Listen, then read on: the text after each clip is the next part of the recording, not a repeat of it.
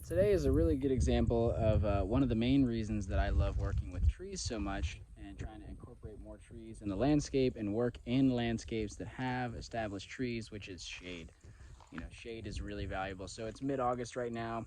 The start of August, we had a little bit of cool weather, which was a really nice reprieve from some of the heat waves we had in July, but it's now getting hot again. We're in the 90s today, so very humid here. And yeah, when it gets hot and humid like this, it is incredible the difference between sun and shade. It's very comfortable, reasonably comfortable, I should say, for me to stand here in the shade of some of these sweet gums and elms and make this video, do a little bit of watering, and as long as I'm not moving too fast, I can stay out here for a while. It's not that bad. The second that I step into the sun, my body is screaming, we can't do this very long.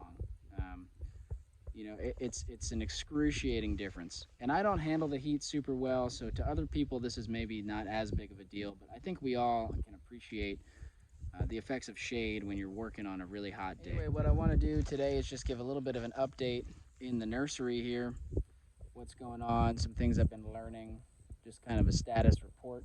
It hasn't been too long since the last time that I did a little video here, but I've definitely picked up on some things that I want to share and discuss. So let's dive in. I'm going to start over here with this bed of mostly pawpaws. You can see we have what appears to be a box elder and a tulip poplar popping up here, but this is mostly pawpaws in this bed, and you can see these 2-year-old pawpaws are starting to get really big. The 1-year-old pawpaws are down in here.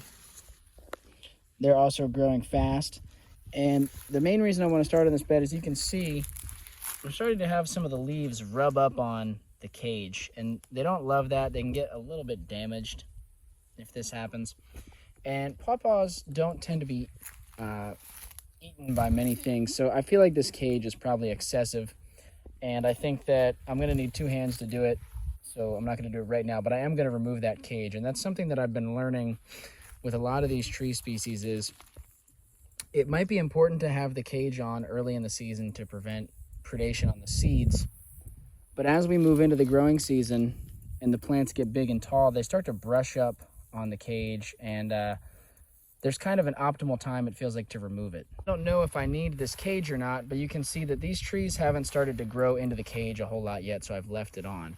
Whereas if you compare that to this walnut bed, see how much the walnut leaves are outside, right, of the where the cage would have been right here. So I removed that cage a long time ago, and I have some of these sitting right here. I'm also not sure how much I need cages at all in these elevated beds. If I plant trees in the ground, bunnies can come along and eat them. I'm not sure if the bunnies can get up or have interest to get up into these beds.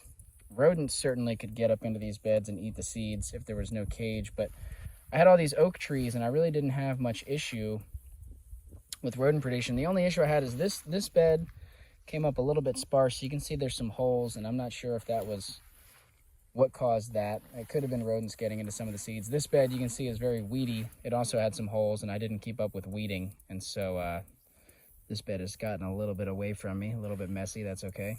Time to go back to the shade. Anyway, I guess the main thing I'm trying to say is keep an eye on your cages. A situation like this, if these trees start growing fast at the end of the season here, I might have to remove the cage, and you want to remove it before leaves start poking through. I've had situations with some of the walnut beds where I got to it late, and some of the leaves and branches of the tree started to poke through.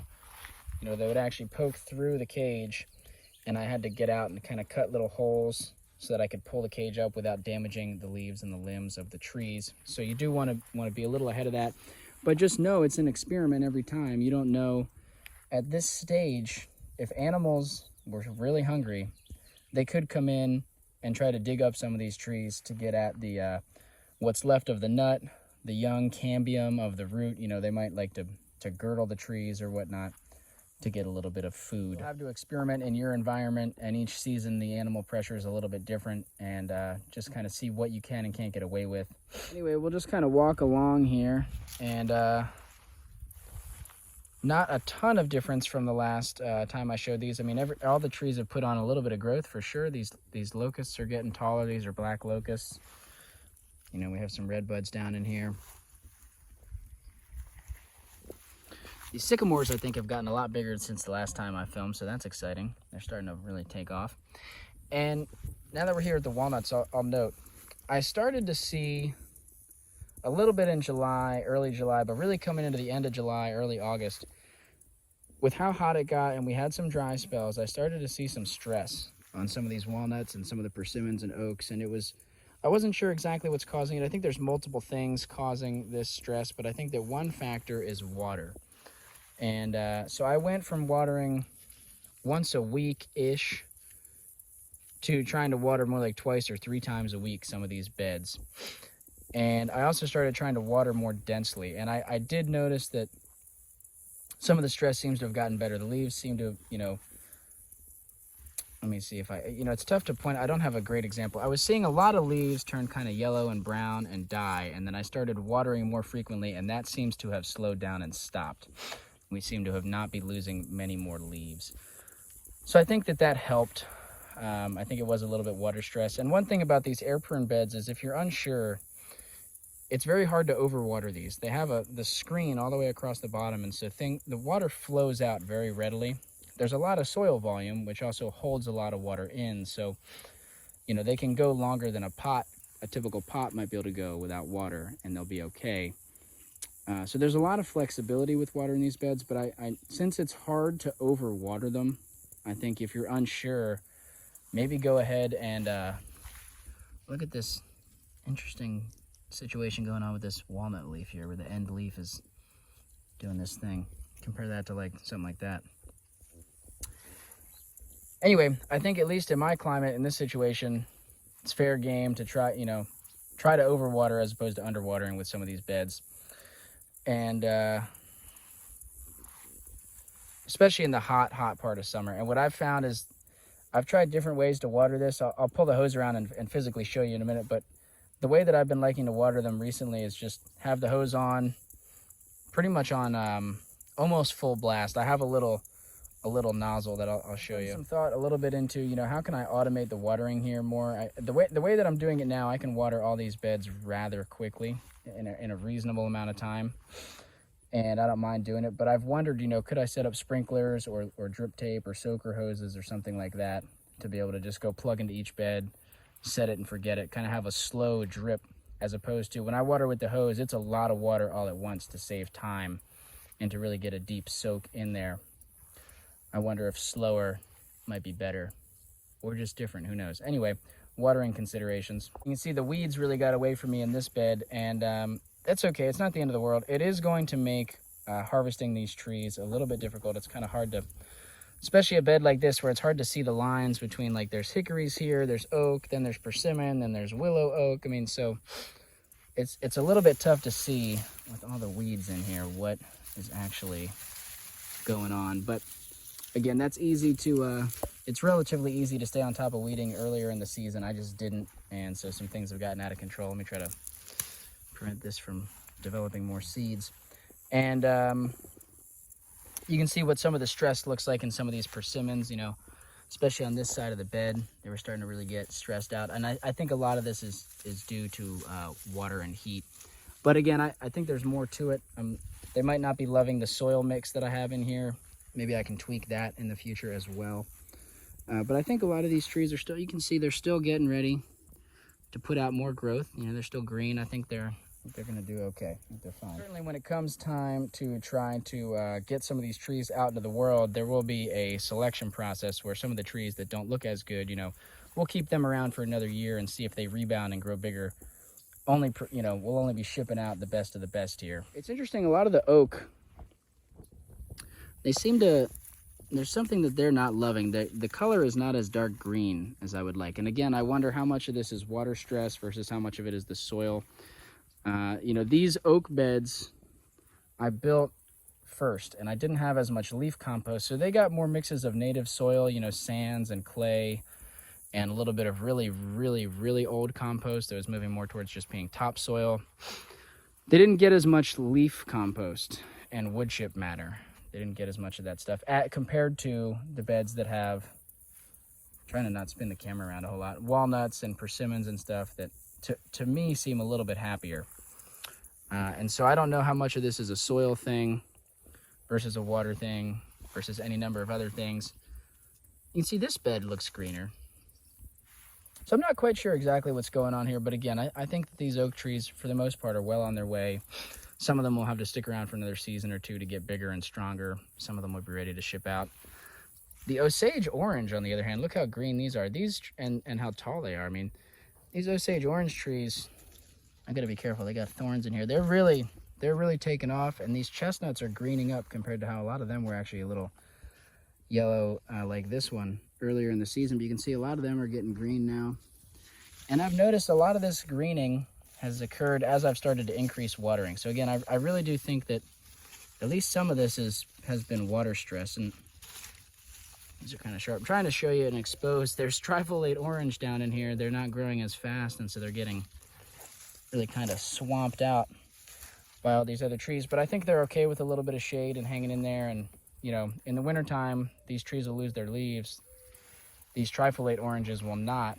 And so, they might lose some of them, but they'll still be doing some amount of photosynthesis in the winter season, so they'll probably catch up. And all this, you know, everything will be getting moved out of these beds in the fall anyway. So I'm trying to make an evaluation here. Do these beds need to be watered today? I was planning to water today, but we have some rain coming in this afternoon. And I'm trying to be mindful of not having the leaves be wet all the time. You know, that can promote certain diseases if you have, you know, if you're always having the leaves be wet. And since we're going to have a few hours of rain potentially this afternoon, I'm thinking about not watering, maybe seeing how much rain we get and watering tomorrow morning. I'm not sure.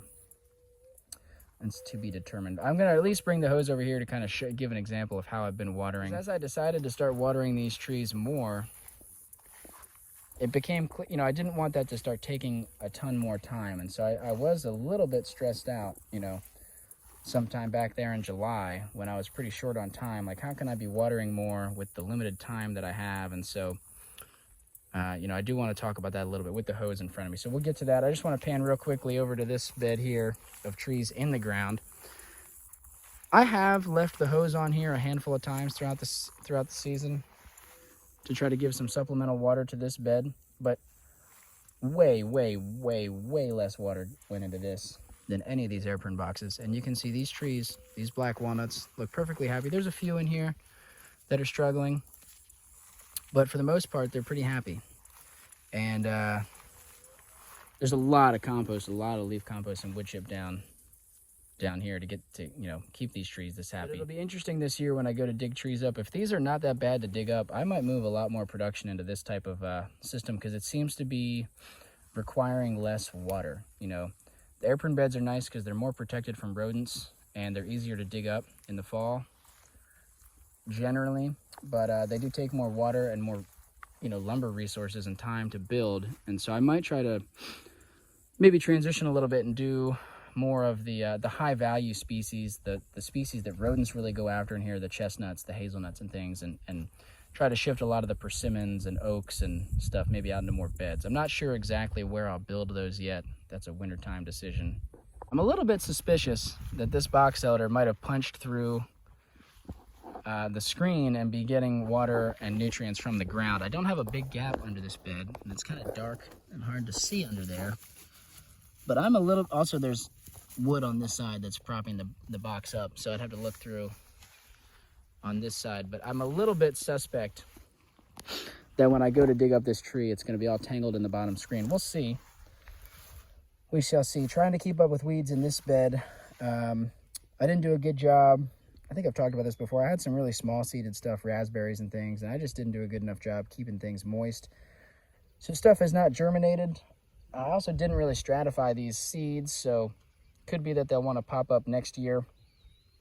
So I'm just trying to keep this weeded so that I can either plant more seeds in it or do something with it, you know, during the off season. Try to turn this into production next year. Although I might have, as you can see, the scrap wood I used on this is starting to really deteriorate rather quickly. So I might have to rebuild this whole box and put the soil somewhere else. We'll see. That's definitely a consequence of using random, you know, lumber from all over the place. As you can see, some of this stuff really warped, and you can see the screws snapped, and this whole top frame is starting to sink. So some of these boxes are really going to need attention this year.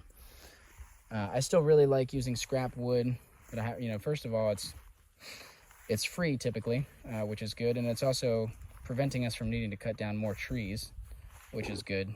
But it might lead to more labor if I'm building the boxes more often. So, being somewhat selective about using lumber that's really rot resistant and in decent shape could save you some labor in the long run. I still think it's worth it to be using a lot of scrap stuff, but just a little nuance there if you're thinking about building some of these. We can talk for a second about elderberry cuttings.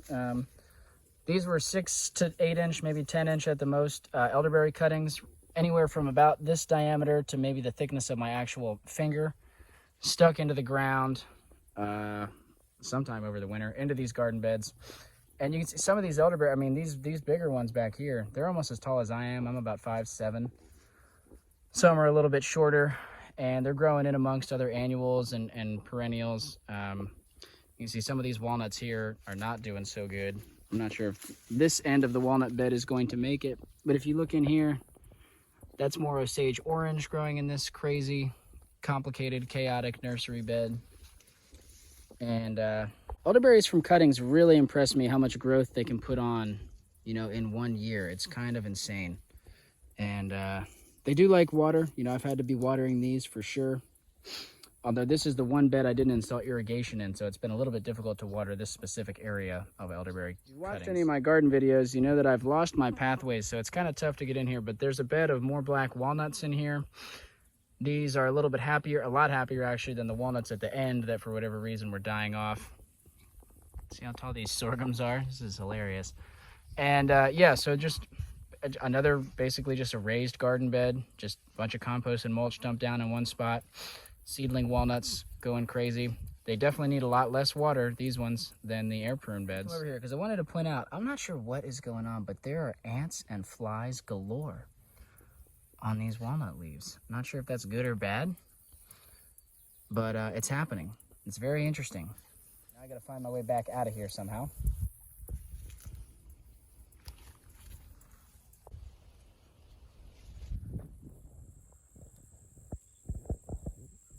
There's really trees everywhere. Here's more walnuts.